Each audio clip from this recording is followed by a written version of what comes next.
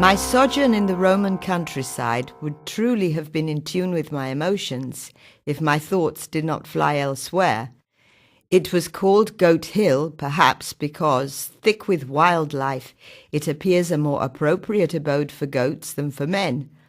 Later, when it became known for its convenient position and fertility, it slowly began to welcome a few inhabitants, who built a stronghold on a fairly high hill.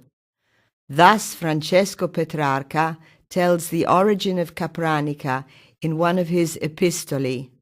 It was the beginning of 1337, and the poet, headed for Rome, was a guest in Capranica of Orso dell'Anguilaras.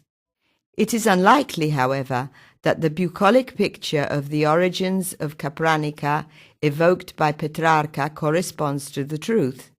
As a matter of fact, we know that the cliff on which the town was later established was occupied between the 10th and 11th centuries by a fortress built to keep an eye on the Via Cassia below.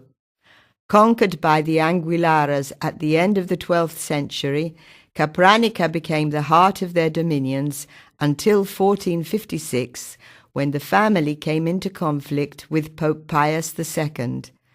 On July the 7th of that year, Francesco dell'Anguillara was captured by the inhabitants of Capranica and handed over to the Pope. From this moment, Capranica passed under the direct control of the popes, who for centuries entrusted its government to a cardinal. Thus began a particularly fortunate period for the town.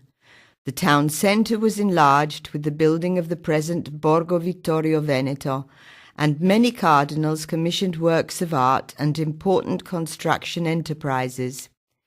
With the end of the Papal State in 1870, Capranica, having lost the privileges of primary centre of the area north of Rome, entered a period of decline.